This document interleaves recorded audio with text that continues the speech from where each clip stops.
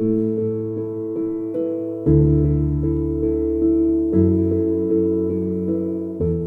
get started here now. Who we have on the call today is going to be Richard Monk. He's a data success manager here at Dataedo. And then I'm also Patrick Hines. I'm the account executive here at Dataedo. This will be another Dataedo's basics. Today we're talking about the caring and feeding of your data catalog. If you guys are new here, I know a lot of you guys are already familiar with Dataedo, but if you are new, Dataedo is a lightweight data governance solution. We're really focused towards one being lightweight, customizable, easy to implement inside of an organization. So that's some of our specialties. Some of those main functionalities that we have to offer is going to be lineage, classifications, profiling, data quality, domains. So those are a lot of the other pieces that we do have to offer inside the solution. So what we'll do today is I'll pass it over to Richard. He'll get started with the presentation. As we move along, if you guys have any questions, feel free to put it in the chat. Always happy to answer those towards the end in the Q&A session. Pass it over to you, Richard. All right. Thank you, Patrick. So welcome everybody, as we say, to Dataedo Basics number 5. This week, we're going a little bit different direction. In the past, we've talked about the catalog and how it meets needs and how it's useful to different groups of people. Today, we're going to be focusing on maintenance of the catalog with the idea, the underlying idea here is that the catalog is or should be a living entity that requires nurturing and maintenance to keep it up to date, keep it current, keep it vibrant and useful to your end users. We're not going to go through these individually talk about, but these are reasons that you want to have your catalog be maintained so that it continues to be useful to your end users. So as we go through the presentation here, if you wouldn't mind, if you think of functionality or capabilities that you would like to see in Dataedo that would help you in your efforts to maintain the catalog, please feel free to throw those in the chat. We won't talk about them during the Q&A part. We're gathering information here. But if you want to put them in there, or you can send them to my email, we'd appreciate that. And when we get those gathered, we will bring that into a discussion with the product team to make sure that we are addressing these maintenance needs in the tool to make that useful. All right, so let's get started here. Best practices for catalog maintenance. Make yourself comfortable. We're going to spend some time on this slide here. But these are things that editors of the catalog ought to be doing over time to make sure that the catalog stays fresh and useful. So the first one here, use the catalog yourself. Be an example to your colleagues and people on your team, people in your department. Use it, and as you're conversing or communicating with other people there at your organizations, use the catalog as you're communicating about data sources, as you're talking, about reports, show where those things are documented and all of that. Encourage your colleagues to use the catalog, be a promoter, and help other people see the value of that. Get that going. Respond to user comments and feedback. This is for editors and subject matter experts. As your data community members interact with the catalog in the community, they have that ability to leave comments. Be sure that they get responses to their comments and that the responses are in a timely manner. I'm sure many of you have had the unfortunate experience where you go onto a website or you're in an app and you leave a comment or ask a question, and it takes 6 months or 12 months or 18 months to get a response to that. That's a really bad user experience, and people don't come back. If they can't get answers to their questions, they don't feel like they're heard, they're not going to stay engaged with that. So respond to these questions. it encourages them to come back and become repeat users, if we can say it that way, of the catalog, and make sure that their comments and their feedback are used.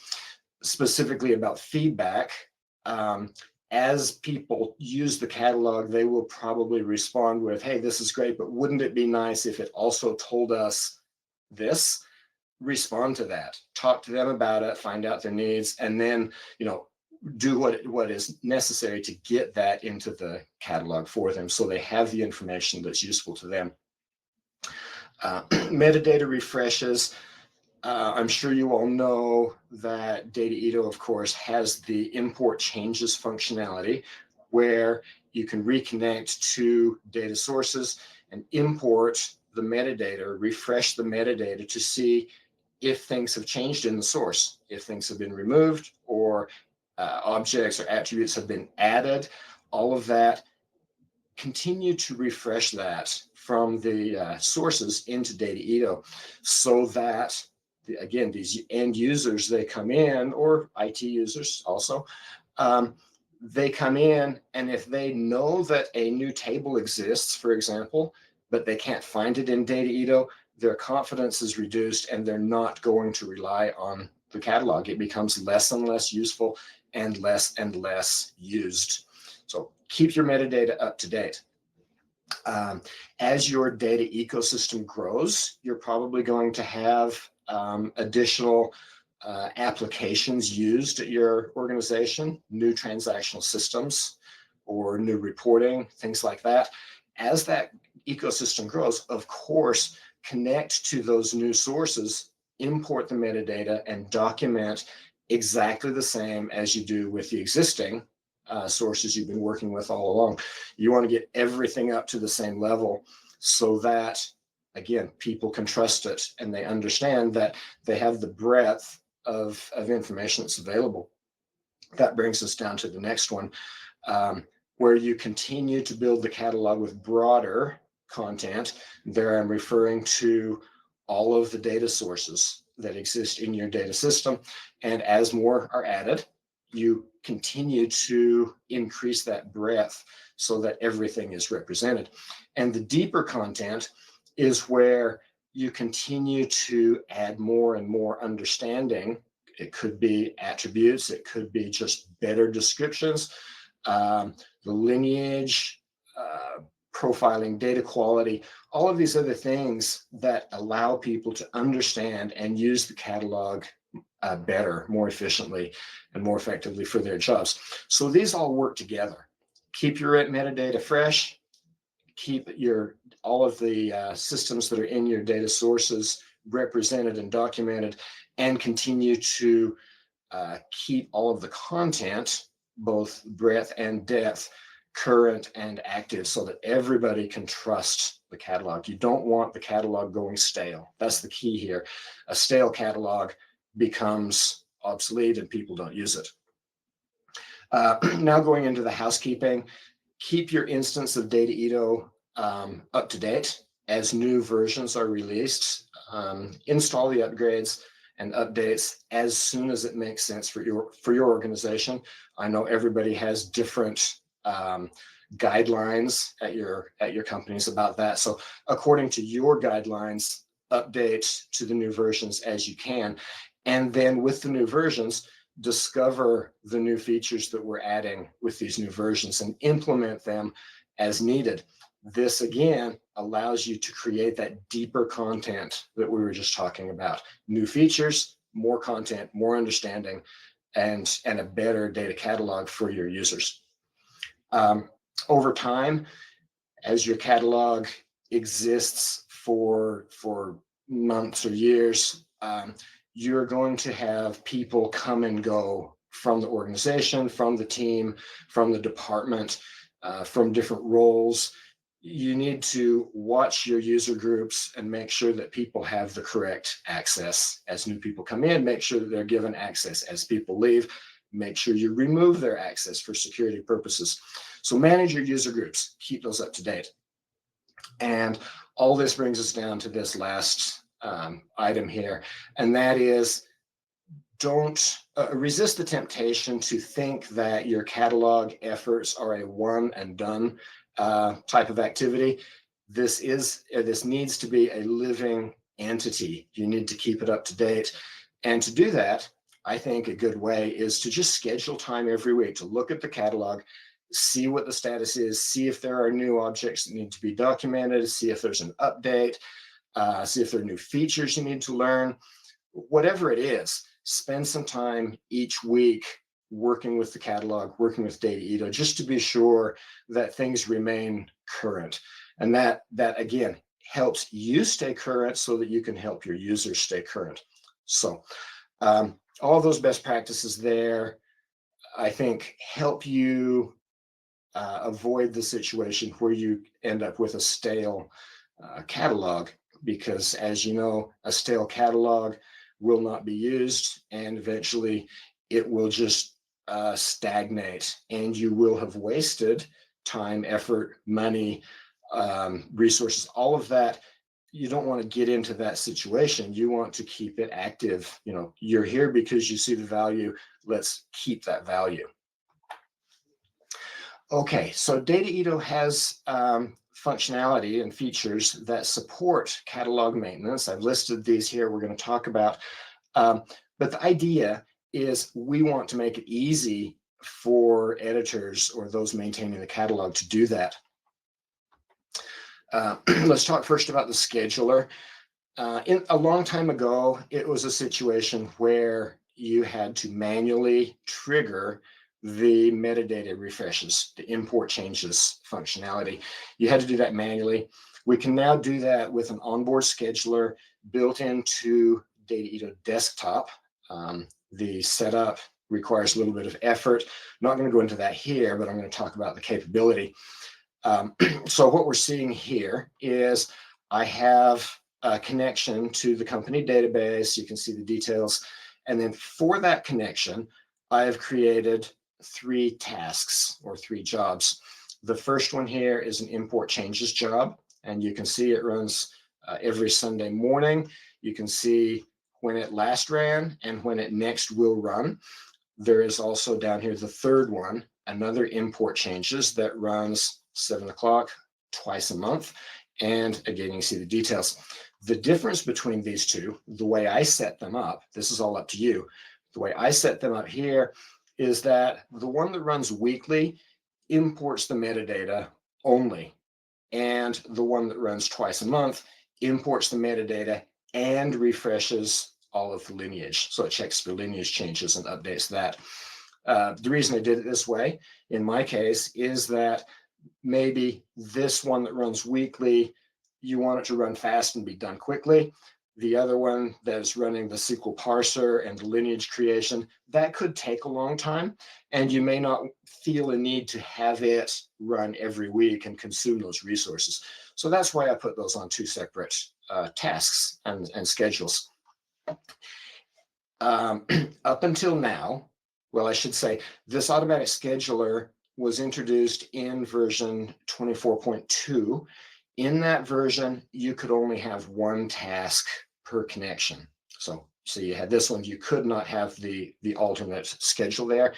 Beginning in 24.3, which is going to be generally released next week, you can have these multiple scheduled tasks. So that is an enhancement for the new version. I believe it's very useful. The third task here is the refresh data profiling job, and that is the same as it has been in version 24.2, where you can schedule that also. You can see I've got it running once a month, last day of the month in the evening, and just you can put these all on different schedules. But the idea here is that it removes the need for someone to remember to trigger that manually. It automates all of that and makes it so that the metadata is always fresh. After those things run, it does give you over here on the executions tab a report, a history, I should say, of what has happened with these. So I'm looking again at that company database, and you can see all of these jobs that have run over time, what their status was when it ran, how long it took. how it was triggered. You can see I did some manually here to test it, and more details over here. So you get this history. Some people have asked, what if I delete a task here? What will happen to the history? It is retained. This is history that is kept. So you won't lose the history of what happened, but you can make changes to the schedule if there's a need. Again, the advantage of this is it makes it so that you always have fresh metadata.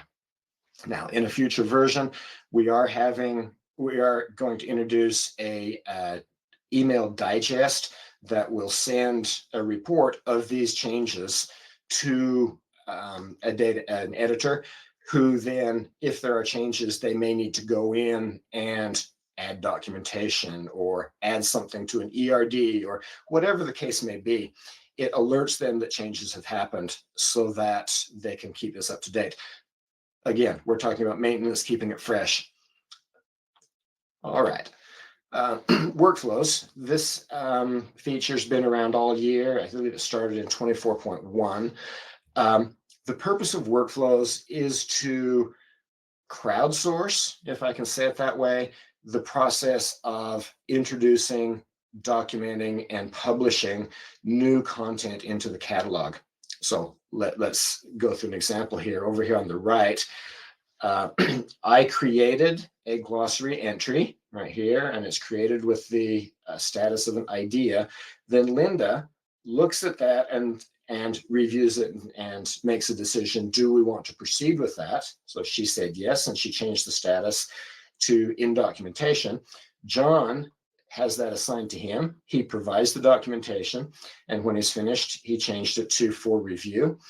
And that is handed off to Paul, who reviews the documentation and approves it. He changes it to ready to publish, and then it comes to my queue, and I change it to published. Nothing appears on the catalog until it hits published. All of this happens in the background. The purpose of this, again, is to make it so that people participate with this process of adding content according to their duties or their skills. The people who are assigned to review are assigned that task to review. People who are assigned to do documentation are presumably the subject matter experts, and so on. So this has existed, and we have that report. What's new coming up is in version 24.3, we have a new front page on the portal, and on it there is a widget that looks like this that gives the person logging in a summary of things they need to take care of as assigned by the workflows. So for example, right here in glossaries, logging in, I see I have 9 objects that I need to review the ideas. That's this one. And I have 2 where I need to document them. That's this one right here. And I have 1 more, and we see it down here. It's an approve action right there. So this is on the front page, so you very quickly see what you need to do. You also can drill into the Steward Hub. These are both Steward Hub views here, a summary of what you need to do, and then detail screen where you can actually do it. So we could click on review ideas here, and to the right, the main screen would show us all of those ideas that we're going to look at and decide whether or not to accept them. So the workflow process here is all about getting input and from the experts and people with responsibility, that idea of distributing the effort and make sure that everybody's involved at the right place. Now, the workflow module, we're not going to go into this other than to say that administrators of Dataedo portal create and configure the workflows, and they assign these roles of who can set it and who sees it, who it's assigned to.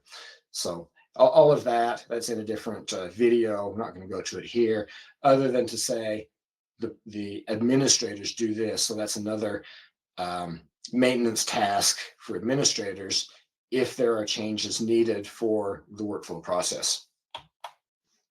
I mentioned the Steward Hub, and here we're looking into that detail that I mentioned, where we can see, according to the person who logged in, different tasks that are assigned to them. the workflow tasks like the review ideas, document, and approve right there.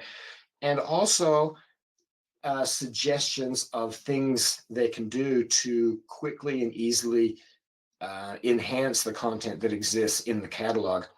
So for example, here, this is telling us that Dataedo has scanned the data system and come up with 206 suggestions of glossary terms that we might want to create. They don't exist now. Dataedo is saying, you have these concepts in your data system. Do you think you should have a glossary term for them, for example? And the user can go in there and respond to those to accept or reject those. These come in lots of categories here, things like the domains, where we're seeing the number of objects that are not linked to domains right there, and you can make those linkages. The glossary I mentioned, reference data, data roles, data model. These are all examples of things that Dataedo is suggesting to you as an editor that you can do to quickly build content. As an example, here we're looking at the data model, the primary key suggestions. What this screen is telling us is that Dataedo found 13 tables, right there, they're listed, that do not have a primary key documented in Dataedo. And it makes a suggestion and says, we believe that this ought to be the primary key for this table. And then the editor can very quickly approve or reject these things. A note on the Stored Hub, once you hit reject, it removes it from the list and you don't see it again. So you can keep these lists up to date as editors. So lots of ways that Dataedo is helping you as an editor create content quickly, create value quickly. All right, dashboards. In version 24.2, which is out now, we introduced one dashboard, the usage dashboard, that lets administrators and editors see how much the catalog is being used and who is using it. In version 24.3 that I mentioned is out next week. We have introduced 10 more dashboards. There's now a total of 40 or 42 something graphs and tables of different kinds of information that is useful to understand the catalog, understand its growth and its use. So a lot of these are about the catalog itself. So of course, the usage dashboard, metadata scanning system, data catalog, and a whole bunch of others that I'm not showing here. They're about the catalog itself and understanding that. Others are about the data sources, things like the data quality insights and the reports usage. They're about the data sources, again, so that people have an understanding of what is happening. Here's an example of the data catalog dashboard, and you can see it gives information here, such as the number of objects in the repository database, in the catalog, that fit into these various categories. And then you can also divide those assets by which data source they come from or which asset type they are. This gives the administrator and the editor insight into what is happening with the catalog and with regards to the data sources. And again, this becomes a maintenance tool so that they can manage this and watch what's happening over time. Watch for any inconsistencies and those sorts of things. It's also very useful for reporting, compliance, auditing, those sorts of activities. This all goes into that same process. Okay, the last one to talk about here is the community feature. This has existed for a long time. As you know, this allows people who are not editors to interact with the catalog by making comments. Here we can see that John made a comment to Barbara with an observation that he believes there's something wrong with the description for this person table, salesperson table. And then Barbara responds with an answer. She fixed it, and she's responding back. It's this interaction that I was referring to earlier, where it's very discouraging as a user to make a comment and have no response for a very long time. This is where you want to be sure that editors, subject matter experts, data custodians, whoever that person is, make sure that they're responding very quickly so that people feel engaged. Now, this has existed for a long time. In 24.3, the addition to the front page is that there will be this community updates widget that gives these people a view of what happened, what is going on with these conversations when they log in, rather than them trying to remember what they commented on and go back to check. It's all presented right here when they log in. So the comment section is shown there.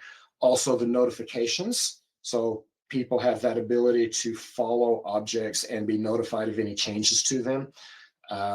And coming in the new version, the ability to bookmark objects. So as a user, you can bookmark these objects and have them appear on the front page in this bookmarked widget that allows them to very quickly go back to objects that are useful to them. So the whole point here is engagement. You want the community's input. Of course, they have knowledge and insights that are useful, but you want them to feel engaged with the catalog so that they will continue to use it. They will promote it to their colleagues, get more people involved with it and adopting it. Okay, I put together a list here of reasons why catalog projects fail, and you can see there are a bunch of them. I'm not going to talk about these other than the one in the center there that I've highlighted, maintenance, that we've been talking about today. It's a major reason that catalog projects fail, and I have seen this in my experience. It's this idea of hoping that people don't think this is a one and done activity. Sometimes customers will hire a consultant, for example, to come in, create the catalog, publish it, and wash their hands of it. They think they're done at that point. And they're just setting themselves up for failure, because if it's not regularly maintained, if it's not a living, growing, breathing entity, people are not going to use it, and adoption is going to drop off or never take place. And it will have become a failure, and that wasted time, wasted effort, wasted money. We want to avoid all of those things. We recognize the value, we want it to be used, and that ongoing maintenance is a crucial part of that. Okay, happy to answer any questions. I can't see the questions, I can't see the chat, Pat, so I'm going to have to rely on you for that. Also, again, if you have insights or thoughts about functionality that you believe would be useful as far as maintaining the catalog, I would love to hear those either in the chat or, again, send me an email. Do we have any questions, Pat? Yeah. So first one's not truly a question, more of just a want. But Vic is saying you'd like to have the ability to load full documents with rich text and images. Do you know if that's currently on the roadmap right now, Richard? So this is one that we've been discussing, and it's a kind of a contentious subject. And you can load documents. You can't load PDF. You can load text, Word documents, and such. When you copy and paste it in, as I recall, if you do it in desktop, it does not include the pictures. If you do it in Portal, it does include images, or it might be reversed. One of them automatically brings in the images and the other one does not. But the images are a problem. And of course, the sizing and the formatting and all of that, because the markup is different between rich text and a Word document, for example. So that is it's one we've been discussing, and unfortunately, I don't have a final answer for that one yet. Okay, understandable. And we can get back to you, Vic, over email offline to be able to get a little bit more information to you on that piece. The second one would be from Greg, asking if Dataedo recognizes flat files, say things like CSVs and Excels, and PowerPoint reports among objects to connect, scan, profile, and monitor. So any data assets beyond a regular data source or database. So you're referring to make sure I understand, and give me a yes or no. You're referring to be able to manage unstructured data with Dataedo, as far as watching the status of it, watching updates, watching sensitivity and access restrictions, things like that. Correct. That'd be yes. Okay. So the answer to that is not currently, and it is, again, this is one that we've been discussing, had a discussion about it as recently as yesterday, about the desirability and the capabilities of doing that. Right now, it's on the consideration roadmap. We haven't committed to it yet. If we do commit to it, it's going to be out quite a ways because of all of the other development activities that are involved with going SaaS and getting data quality implemented, these other things that are high priority. So if we go there, it's going to take a while. So my short answer to that, I guess, is don't bank on it anytime soon. And might have read the question wrong. So I think he's asking more of, can we currently scan in CSV, Excel, Power BI reports, things of that nature? Because he did underneath mention structured data, but not from RDBMS. Right. Okay, so scanning it in as a data source, yes. So yes, we can input from Excel. We can, if you can get it into an Excel format, you mentioned CSV specifically. So yeah, you can copy and paste that stuff in. We have a connector specifically for that purpose. Coming from other places, if you can get it into a tabular format, then yes, we can get that in. It's a one-by-one question to see what the capabilities are and what the needs, what you have, what you have available, and what we can do with it. But as far as the CSV or the Excel format, yes, absolutely. That's functional. And you use the paste metadata connector for that. I just created a tutorial video for that in the last couple of days that talks about using paste metadata to import lineage, as well as other things. So that video is actually in editing right now. It'll be out sometime in the next couple of weeks. And the other piece was Power BI. We do have a native connector for that currently to automatically pull in data sets, reports. And now with the new functionality coming out, you'll also get usage tracking on those as well. But I just shared a link in there in the chat for you, Greg, that will go through all the data sources that we can currently support. And once you click on them, they'll also give you documentation as well.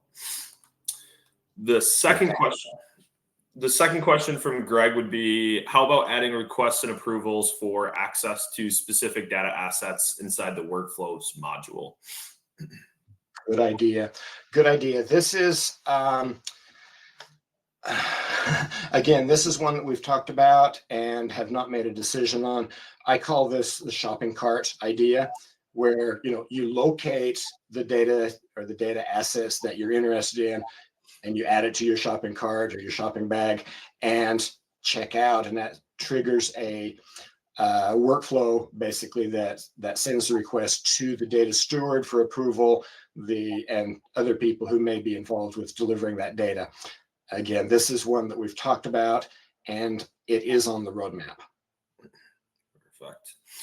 The next one would be from Brittany asking, on the dashboard for data usage, how is report usage calculated? Is there how many times someone accesses the report via Dataedo?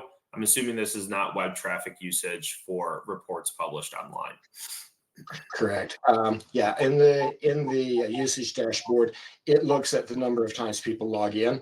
So it reports logins to portal and logins to desktop, and it puts those into a chart there. And it is either aggregated by the total number of users per time increment, like a week or a month or a day. It does that. There's also a detailed view that's available only to administrators, not even editors, only to administrators, detailed view that lists for each user what they've logged into and how often. but it counts logins, not actions. Perfect. Let's finish that one. We do have a few others here. One would be from Rex asking, based on why data catalog projects fail, do you have a list of common, clear objectives? Just looking around, basically making sure that they have clear ones in place that are applicable and beneficial for all users. Come back in 2 weeks. We're going to talk about adoption. Yeah, there's a bunch of content there. Rex, if you want to email me, I do have an article that's unpublished that talks about it's basically what does a successful catalog look like, and it lists a whole bunch of items. I can send you a copy of that. It's an unpublished article. Preparation moving towards a blog that'll be released in the next few weeks, I hope.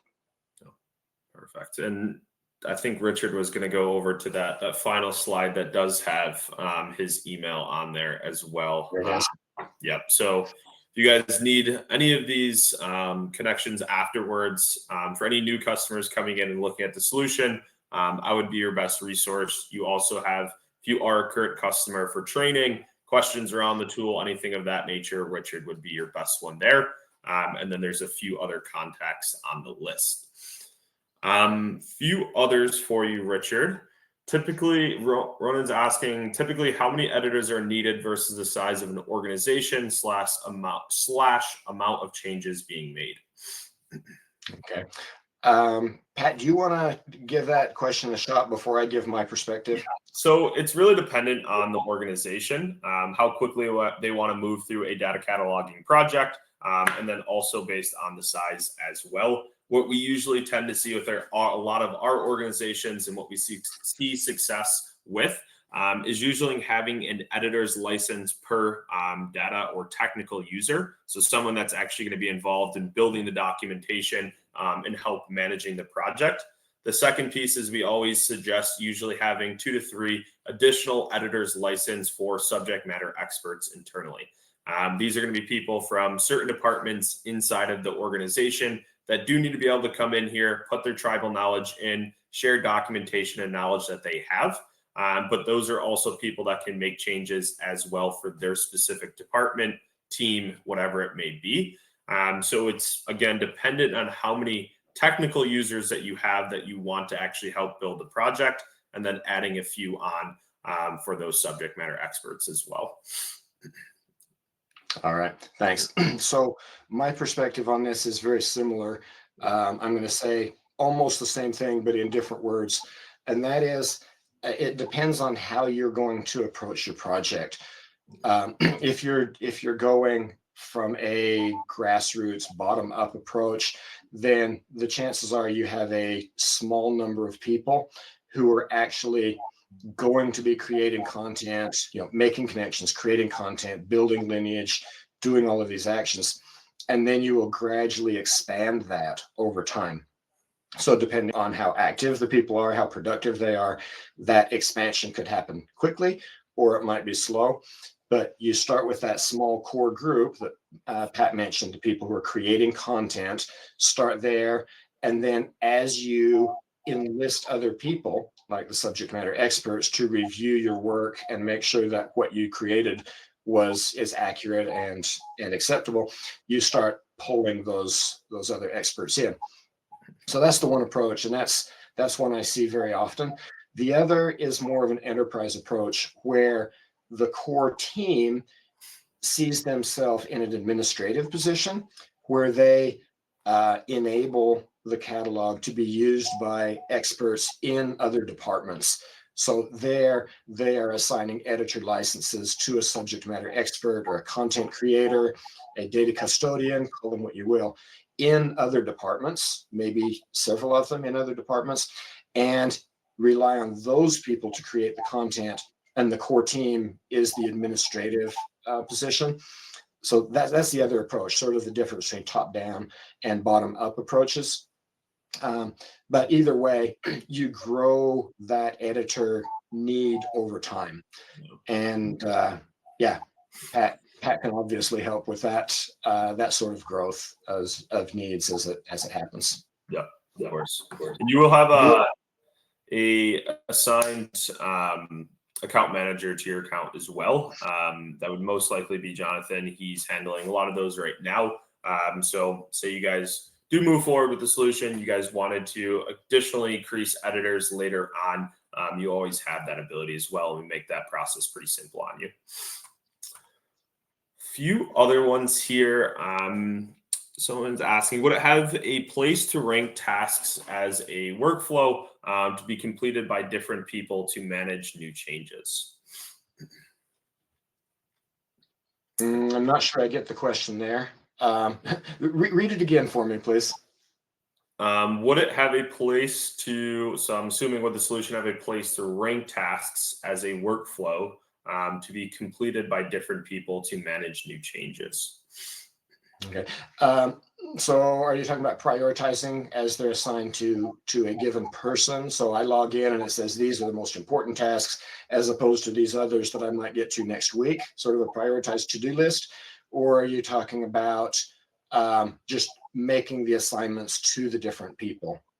Saying the chat here, when documentation of task is dependent on another. Okay. Yeah. So the workflow will, as you change the workflow status, it will move it to that next person.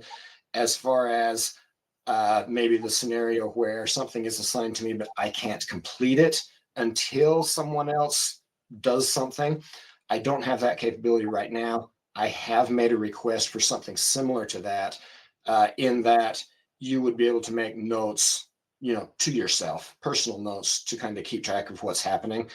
That is on the roadmap, but not yet. So, yeah, a couple of different scenarios there.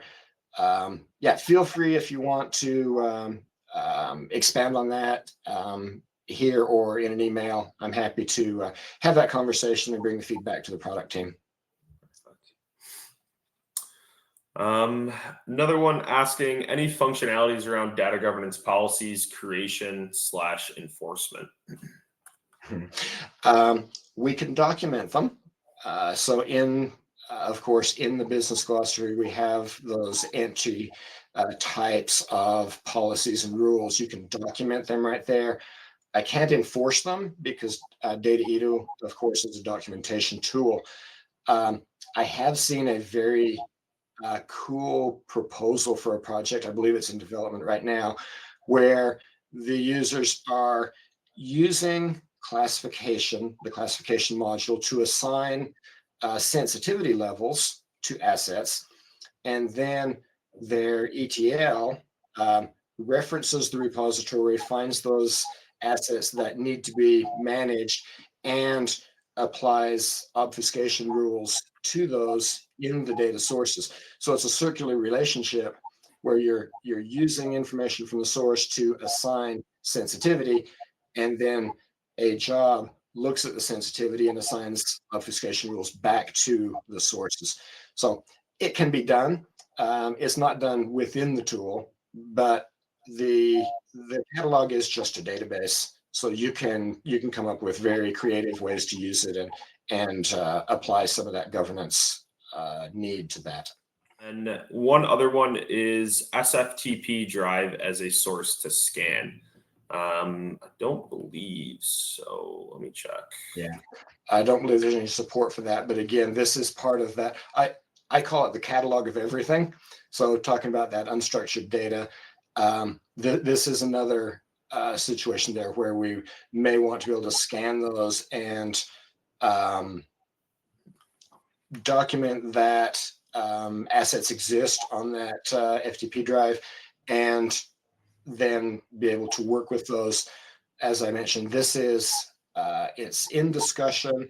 It's a long ways out. If we do it, it's going to be a long ways out. So don't bank on it at this point. No, correct. And I just double checked, and we don't currently natively support it. Yeah. I think that would be all. The last one would be asking if there is a particular workshop that focuses on automating intakes to Dataedo/governance.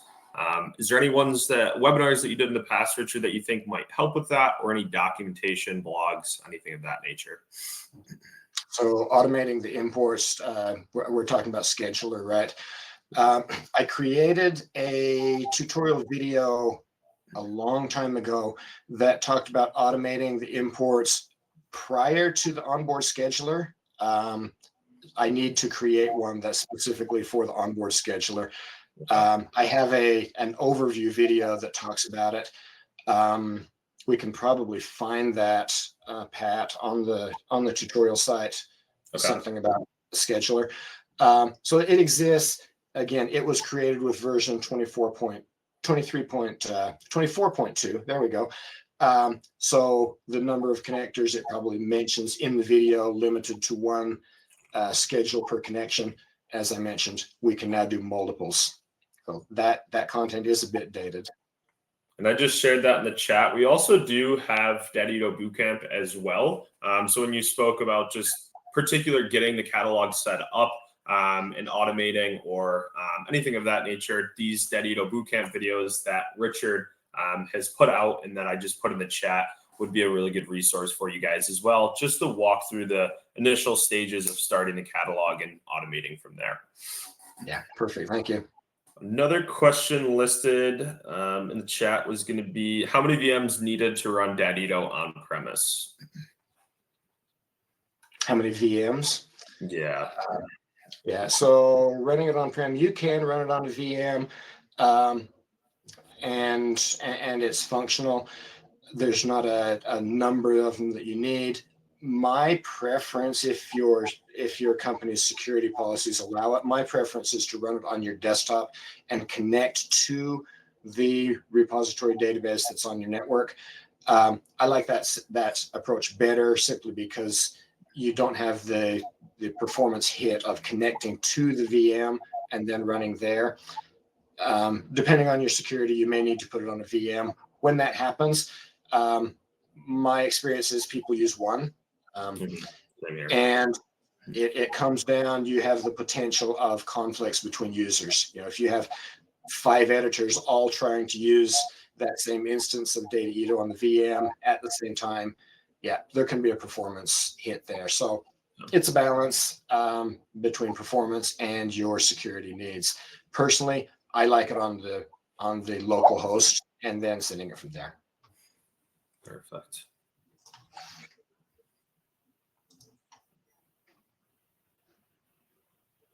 And then one last one in the chat asking, where do you keep master DB underlying it? Believe, speaking of the repository, I believe, or not sure. It's going off the same question of how many VMs needed. So you will have your repository database. It's set up as a SQL Server database or an Azure SQL database that's on-prem to you.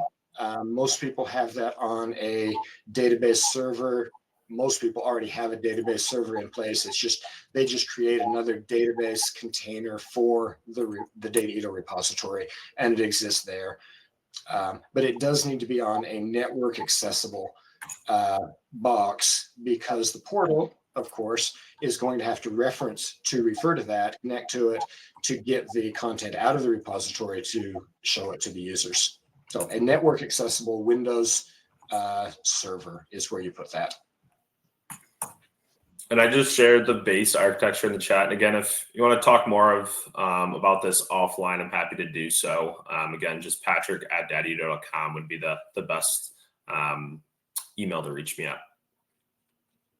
But that is all the time that we have today, guys. I appreciate everyone joining in. If you need any other additional support, again, our emails are there for you guys to reach out. But thanks so much for joining in today. And have a great rest of your day, everyone. Thanks, everyone. Have a good day. Thanks, everyone. Bye-bye.